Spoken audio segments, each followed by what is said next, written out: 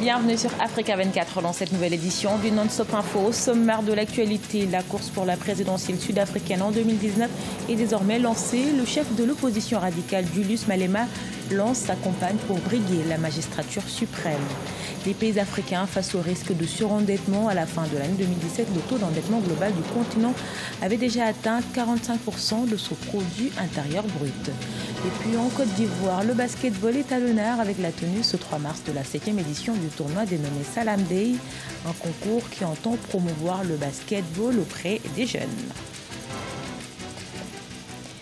Il a affiché ses ambitions présidentielles. L'opposant sud-africain Julius Malema, le chef des combattants pour la liberté économique, a démarré sa campagne pour les élections de 2019 tout en prenant ses distances avec l'Alliance démocratique, ex-partenaire de la coalition de son parti, Ashley Duprat.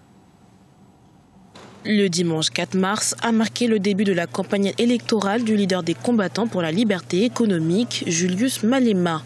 Et c'est à Johannesburg que le candidat a entamé son premier discours, dans lequel il a interpellé le nouveau président de l'Afrique du Sud, Cyril Ramaphosa.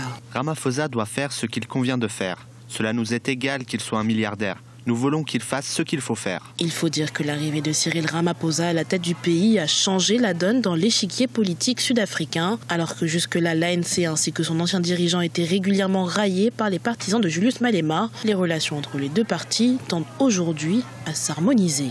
Le positionnement actuel de Malema semble indiquer qu'il est toujours dans un rapport de force avec l'ANC. Les deux partis récemment au Parlement ont voté ensemble la proposition de modification de la Constitution aux fins d'accélération des réformes agraires.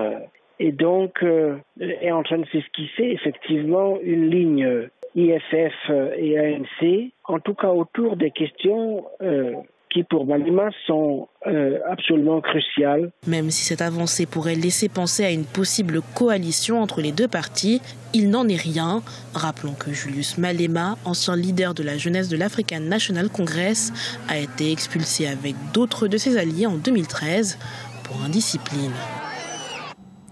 2018, une année de croissance pour l'Afrique selon les prévisions de la Banque africaine de développement, et c'est l'Afrique de l'Est qui arrive en tête avec un taux de 5,7% prévu. Toutefois, les niveaux d'endettement créent un stress financier, une situation qui pourrait fragiliser les perspectives de croissance à moyen terme sur le continent. Corinne Kamsofem.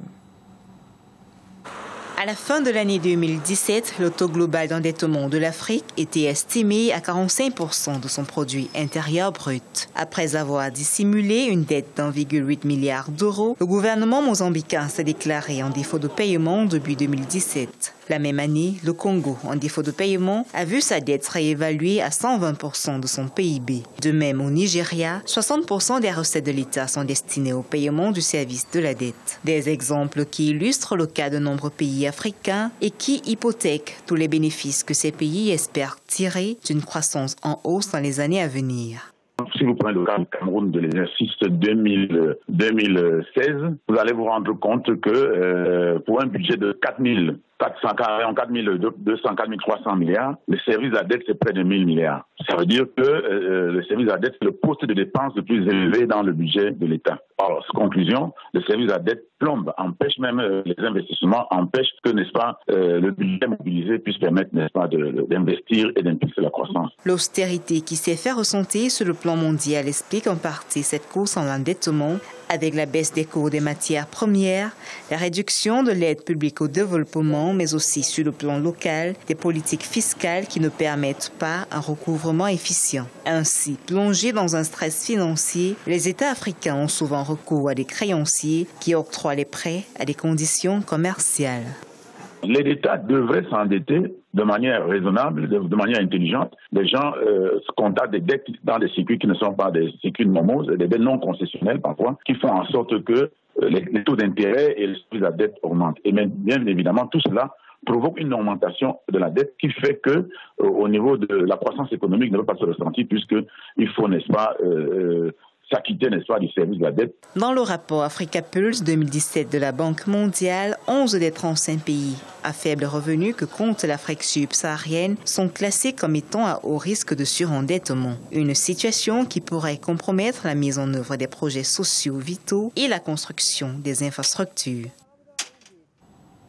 Un groupe de sportifs kenyans mène une campagne de sensibilisation sur les populations aux bienfaits du sport à travers des cours de fitness gratuits et ouverts à tous. Lancé en 2015, la Mon Fitness Initiative compte déjà plus d'une centaine de membres. Solange Dubois. Du sport pour maigrir, du sport pour se maintenir. Oui, mais pas que.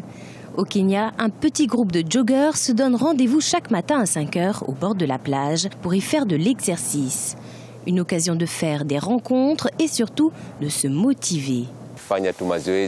Avant de former le groupe, tout le monde faisait de l'exercice par ses propres moyens. Mais nous avons décidé de nous rassembler et de créer l'initiative. Nous avons commencé avec seulement 10 membres. Aujourd'hui, nous sommes plus d'une centaine. Une activité rare à Lamu, région côtière du Kenya. Il n'est en effet pas habituel que ses habitants participent à une activité physique très rigoureuse. Ce groupe de sportifs suit un plan d'entraînement quotidien. Grâce à leur travail acharné, certains d'entre eux ont même perdu du poids et sont assez satisfaits des résultats. Quand je suis arrivé dans ce groupe, je pesais 110 kg. Je suis très heureux parce que maintenant je pèse 95 kg. Ça m'a apporté beaucoup de confiance et surtout un moral d'acier. L'exercice a beaucoup plus d'avantages.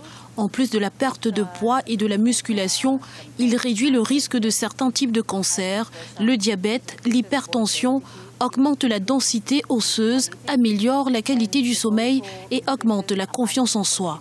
Selon l'Organisation mondiale de la santé, 20% à 30% des personnes physiquement inactives ont un risque accru de développer des complications liées à leur style de vie. Faire de l'exercice est également une stratégie clé pour réduire le fardeau des maladies non transmissibles. Une stratégie énoncée dans le plan d'action mondial 2013-2020 de l'OMS, plan qui prévoit une réduction de 10% de l'inactivité physique d'ici 2025. Considéré comme un sport secondaire derrière le football, la Côte d'Ivoire souhaite promouvoir le basketball. Pour ce faire, des tournois sont organisés à travers le pays. Dernier en date, la 7e édition du tournoi dénommé Salam Dey. Et c'est Yamoussoukro, la capitale, qui a accueilli ce 3 mars cette compétition qui encourage le basketball auprès des jeunes. Reportage de notre correspondant, Olivier Conon. Tout azimut du basketball en Côte d'Ivoire. La Fédération ivoirienne de basketball a pour objectif de faire du basketball la deuxième discipline sportive des Ivoiriens après le football. Elle encourage pour ce faire la multiplication des compétitions à l'intérieur du pays. Les terrains du lycée scientifique de Yamoussoukro ont accueilli ce 3 mars la 7e édition du tournoi dénommé Salam Dey avec la participation de 18 équipes masculines et féminines d'Abidjan et des villes de l'intérieur du pays. Le président de la fédération, présent sur le terrain avec l'équipe de DCC, dur comme caillou, se réjouit de l'engouement des basketteurs. Vous remarquerez que beaucoup de joueurs de National 1 sont présents dans des équipes avec leurs amis. Donc c'est un tournoi de bon niveau dans la catégorie, je dirais, majeure. Vous avez 4 ou 5 équipes d'anciens aussi qui y participent. Vous voyez qu'il y a une folle ambiance, les matchs sont serrés, les matchs sont passionnants, tout le monde veut gagner. Bon, mais tout ça se fait dans la bonne humeur.